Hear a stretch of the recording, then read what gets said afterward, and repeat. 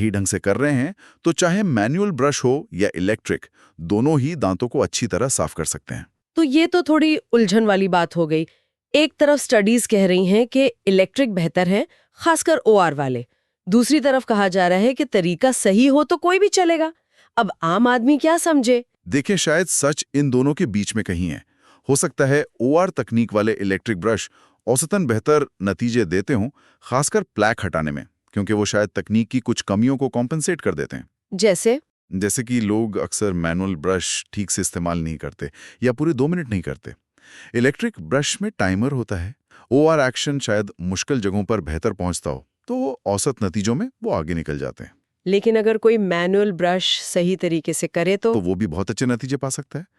Electric brush उन लोगों के लिए खास तौर पर ज्यादा मददगार हो सकते हैं जिन्हें हाथ से ब्रश करने में कोई दिक्कत है या जिन्हें अपनी आदत सुधारनी है। उनमें लगे टाइमर और प्रेशर सेंसर जैसी चीजें इसमें मदद करती हैं।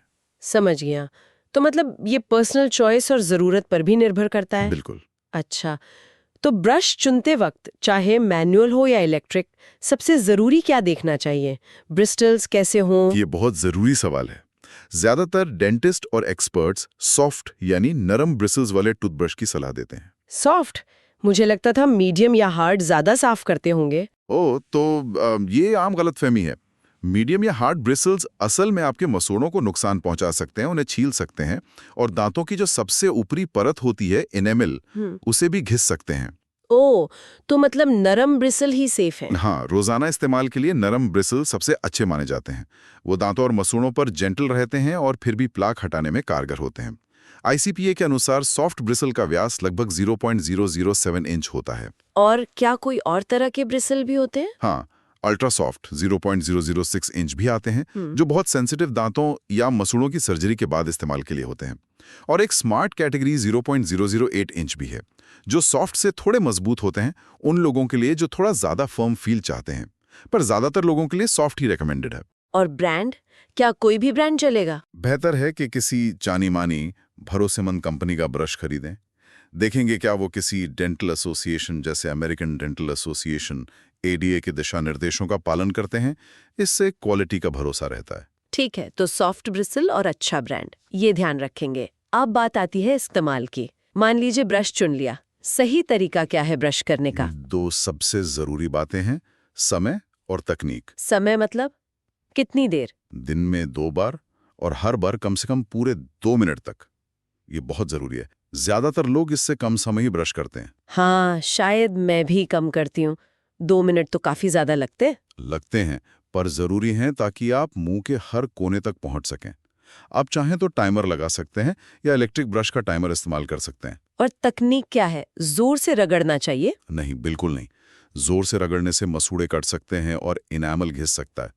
हल्के हाथ से छोटे छोटे गोल या आगे पीछे के स्ट्रोक्स में ब्रश करना चाहिए। कहाँ पर ज्यादा ध्यान देना चाहिए? दांतों की सभी सतहों पर, बाहर वाली, अंदर वाली और चबाने वाली सतह। खास तौर पर मसूड़ों और दांतों के जोड़ पर गम लाइन ध्यान दें, क्योंकि प्लाक वहीं जमा होता है। और हाँ, फ्लोराइड वाला टूथपेस्ट इस्तेमाल करना ना भूलें। फ्लोराइड जरूरी है? हाँ, फ्लोराइड दांतों को कैविटी से बचाने में मदद करता है। और फ्लॉसिंग का क्या? वो कब करनी चाहिए? ब्रश करने से पहले या बाद में? इस पर बड़ी बहस होती है। हाँ, होती है। देखिए, इसका कोई सख्त नियम नहीं है कि पहले करें या बाद में। कुछ डेंटिस्ट कहते हैं पहले फ्लॉस करें ताकि दांतों के बीच की जगह साफ हो जाए और फिर ब्रश करते वक्त फ्लोराइड वहां तक पहुंच सके। अच्छा। कुछ कहते हैं कि बाद में करें ताकि ब्रश से हटे हुए कण फ्लॉस से निकल जाएं। सबसे जरूरी बात यह है कि आप रोजाना ब्रश और फ्लॉस दोनों करें। क्रम उतना मायने नहीं रखता जितना कि दोनों काम करना मायने रखता है। ठीक है, मतलब करना जरूरी है चाहे जब करे। बिल्कुल। ब्रश को साफ और सही तरीके से रखना भी तो जरूरी होगा, वरना उसी में कीटाणु पनप सकते हैं। बहुत जरूरी है। हर बार इस्तेमाल के बाद ब्रश को चलते पानी में अच्छे से धोएं ताकि उसमें लगा टूथपेस्ट और खाने के जो भी कण फंसे हों वो निकल जाएं। और सुखाना कैसे है? क्या कवर लगाकर रखना चाहिए? नहीं, कवर लगाकर गीला ब्रश रखना ठीक नहीं है। उसे सीधा खड़ा करके रखें किसी होल्डर में ताकि हवा लगकर वो सूख जाए। अगर बाथरूम में एक साथ कई लोगों के ब्रश रखे हैं तो कोशिश करें कि उनके हेड एक दूसरे को छुए नहीं। क्यों? ताकि एक के ब्रश के कीटाणु दूसरे तक ना फैलें। और बंद डिब्बे या दराज में गीला ब्रश रखने से बचें, क्योंकि बंद और नमी वाली जगह पर बैक्टीरिया और फंगस जल्दी पनपते हैं। ये तो बहुत जरूरी टिप्स हैं। और ब्रश बदलना कब चाहिए? अक्सर लोग एक ही ब्रश महीनों बल्कि सालों चलाते रहते हैं। हाँ, ये बहुत आम गलती है। टूथब्रश को हर 3 से 4 महीनों में बदल देना चाहिए। हर 3 महीने में? इतना जल्दी? हाँ, क्योंकि समय के साथ ब्रिसल्स घिस जाते हैं, फैल जाते हैं, मुड़ जाते हैं, और जब ब्रिसल्स खराब हो जाते हैं तो वो दांतों को ठीक से साफ नहीं कर पाते, चाहे आप कितनी भी देर या कितनी भी अच्छी तकनीक से ब्रश करें। अच्छा, तो अगर ब्रिसल्स फैल जाएं तो 3 महीने से पहले भी बदल देना चाहिए? बिल्कुल, अगर आपको लगे कि ब्रिसल्स अपनी शेप खो रहे हैं तो फौरन बदल दें। इलेक्ट्रिक ब्रश का हेड भी इसी नियम के अनुसार बदलना होता है, हर 3-4 महीने में। ठीक है। और एक बहुत ज़रूरी बात जो शायद हम नज़रअंदाज कर देते हैं, क्या टूथब्रश किसी के साथ शेयर करना चाहिए? जैसे घर में भाई बहन या पति पत्नी कर लेते हैं कभी-कभी। नहीं, बिल्कुल नहीं, कभी नहीं करना चाहिए। टूथब्रश बहुत ही निजी चीज़ है। इसे शेयर करना मतलब सीधे-सीधे मुंह के बैक्टीरिया और कीटाणु एक व्यक्ति से दूसरे तक पहुंचाना। इससे क्या हो सकता है? इससे मसूड़ों की बीमारी, सर्दी जुकाम और भी कई तरह के इन्फेक्शन फैल सकते हैं। खासकर अगर कोई बीमार है या किसी की इम्यूनिटी यानी रोग प्रतिरोधक क्षमता कमजोर है तो उसके लिए ये बहुत खतरनाक हो सकता है। तो प्लीज अपना ब्रश किसी से शेयर ना करें और ना ही किसी और का इस्तेमाल करें। ये तो बहुत ज़रूरी बात है। अच्छा, हम इलेक्ट्रिक ब्रश की बात कर रहे थे। उनमें आजकल बहुत सारे फैंसी फीचर्स भी आने लगे। उनके बारे में थोड़ा बताएं। हाँ, आधुनिक इलेक्ट्रिक ब्रश काफी स्मार्ट हो गए हैं। कुछ कॉमन फीचर्स हैं। एक तो टाइमर, जिसकी हमने बात की। लगभग सभी अच्छे इलेक्ट्रिक ब्रश में 2 मिनट का टाइमर होता है। कई बार वो हर 30 सेकंड पर हल्का सा कंपन बदलकर या आवाज करके इशारा भी देता है कि अब मुंह के दूसरे हिस्से क्वाड्रेंट पर ब्रश करें। हाँ, ये तो बहुत काम का है, ताकि पूरे मुंह में बराबर समय लगे। बिल्कुल।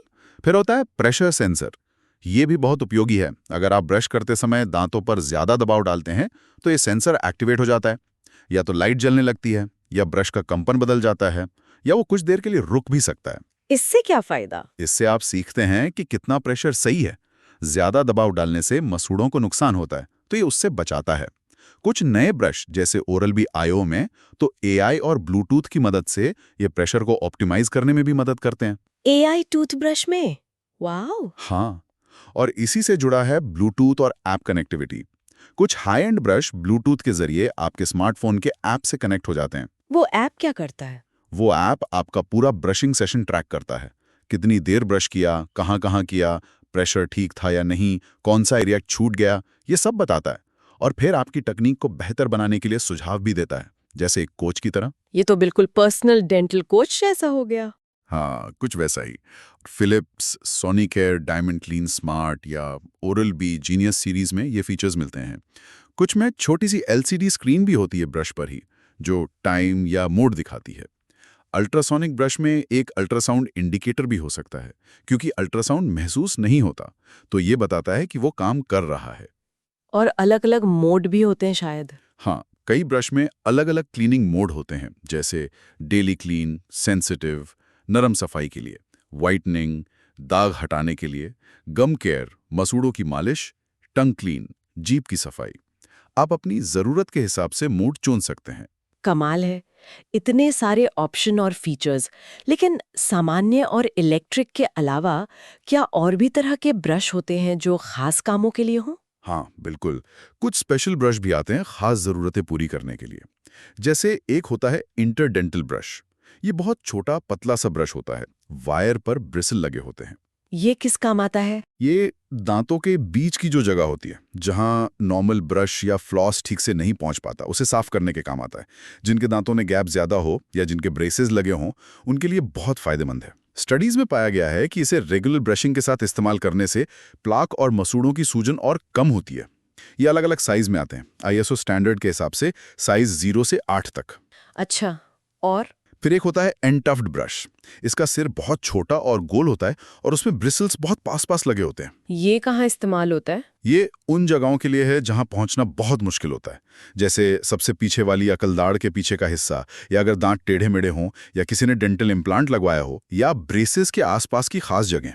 उन छोटी-छोटी जगहों को टारगेट करके साफ करने के लिए बढ़िया है। समझ गई। इसके अलावा यात्रा वगैरह के लिए छोटे डिस्पोजेबल चबाने योग्य टूथब्रश भी आते हैं।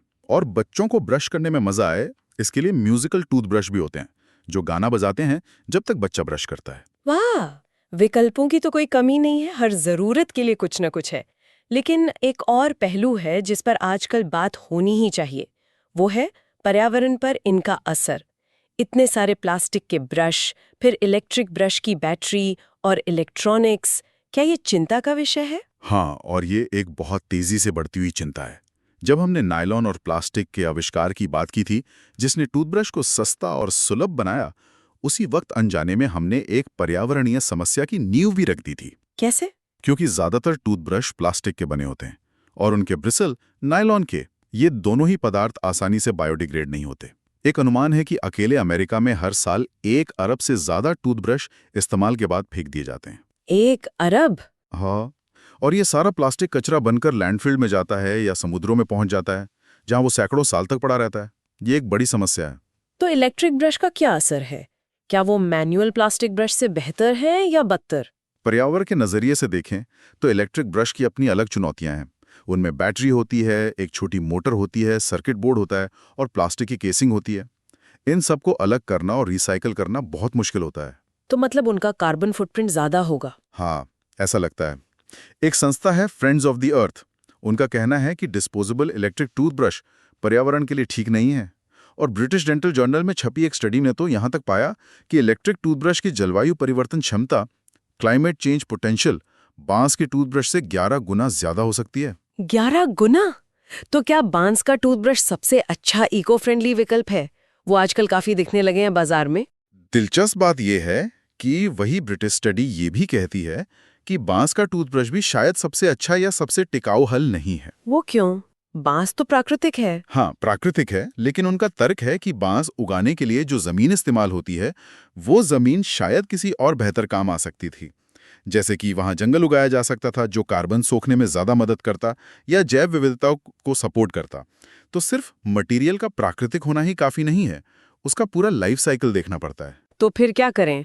अगर प्लास्टिक बुरा है, इलेक्ट्रिक का असर ज्यादा है और बांस भी परफेक्ट नहीं है, तो सबसे कम नुकसानदायक क्या है? ये वाकई मुश्किल सवाल है और शायद इसका कोई एक सीधा परफेक्ट जवाब अभी नहीं है। उसी स्टडी का एक सुझाव था कि शायद ऐसा प्लास्टिक मैनुअल टूथब्रश जिसका सिर्फ हेड बदला जा सके, रिप्लेसेबल हेड, वो एक बेहतर संतुलन साध सकता है। मतलब हैंडल वही रहे, बस ऊपर का ब्रश वाला हिस्सा बदलते रहे। हाँ, इससे आप पूरा हैंडल बार बार नहीं फेंकते तो प्लास्टिक कचरा कम होता है। ये इलेक्ट्रिक ब्रश से भी कम जटिल है और शायद बांस से भी कम जमीन इस्तेमाल करता हो। लेकिन अभी इस पर और रिसर्च और विचार की जरूरत है। सबसे जरूरी बात यह है कि हम उपभोक्ता के तौर पर इस पहलू के बारे में सोचना शुरू करें। बिल्कुल, ये जरूरी है कि हम अपनी रोजमर्रा की चीजों के पर्यावरणीय प्रभाव के बारे में जागरूक हों। तो आज हमने टूथब्रश के बारे में क्या कुछ नहीं जान लिया। इसकी शुरुआत उन साधारण सी चबाने वाली टहनियों से हुई। हाँ, हजारों साल पहले। फिर चीन में सूअर और घोड़े के बालों वाले ब्रश बने। फिर विलियम एडिस ने जेल में आइडिया लगाकर इसे एक इंडस्ट्री बना दिया। बिल्कुल। फिर नायलॉन और प्लास्टिक ने क्रांति ला दी, इसे सस्ता और सबके लिए सुलभ बनाया। और अब हमारे पास स्मार्ट, कनेक्टेड एआई वाले इलेक्ट्रिक ब्रश है जो हमारी ब्रशिंग को मॉनिटर करते हैं। हाँ, तकनीक ने एक लंबा सफर तय किया है। हमने ये भी समझा कि इलेक्ट्रिक और मैनुअल ब्रश की प्रभावशीलता पर अलग-अलग राय हो सकती हैं, किसको कौन सा सूट करता है, ये अलग बात है। लेकिन कुछ बातें हैं जो सबके लिए जरूरी हैं। हाँ, वो यूनिवर्सल हैं। जैसे नरम ब्रिस्टल्स का इस्तेमाल करना, दिन में 2 बार कम से कम 2 मिनट तक ब्रश करना, फ्लोराइड वाला टूथपेस्ट इस्तेमाल करना, ब्रश को साफ रखना और हर 3-4 महीने में बदलना, और कभी भी किसी से शेयर ना करना। और साथ ही ये याद रखना कि हमारे चुनाव का पर्यावरण पर भी असर पड़ता है। बिल्कुल। ये सब जानने के बाद एक सवाल मन में आता है, भविष्य की तरफ देखकर। क्या सवाल? यही कि आगे क्या होगा, what's next for the toothbrush. जैसे जैसे तकनीक और आगे बढ़ रही है, आर्टिफिशियल इंटेलिजेंस और बेहतर हो रहा है, मटेरियल साइंस में नई खोजें हो रही हैं, तो भविष्य का टूथब्रश कैसा दिखेगा? क्या लगता है आपको? क्या वो ऐसा डिवाइस होगा जो हमारे मुंह के स्वास्थ्य का पूरा डेटा रियल टाइम में ट्रैक करेगा, हमें बताएगा कि कैविटी का खतरा कहाँ है, मसूड़ों की क्या हालत है? क्या वो एआई की मदद से हमें पर्सनलाइज्ड कोचिंग देगा कि कैसे और कहाँ ब्रश करना है? हो सकता है। और क्या वो पूरी तरह से बायोडिग्रेडेबल या सस्टेनेबल मटेरियल से बना होगा? या फिर क्या पर्यावरण की बढ़ती चिंता हमें वापस सादे, सिंपल, कम तकनीक वाले लेकिन टिकाऊ डिजाइन की ओर ले जाएगी? ये बड़ा दिलचस्प सवाल है, मतलब हाईटेक बनाम सस्टेनेबल सिंप्लिसिटी। हाँ, आने वाले समय में व्यक्तिगत मौखिक स्वच्छता, ओरल हाइजीन और पृथ्वी के प्रति हमारी जिम्मेदारी, एनवायरमेंटल रिस्पॉन्सिबिलिटी के बीच ये संतुलन कैसे बनेगा, ये देखना वाकई बहुत दिलचस्प होगा। बिल्कुल, सोचने वाली बात है। चलिए, आज के लिए इतना ही रखते हैं। धन्यवाद। धन्यवाद।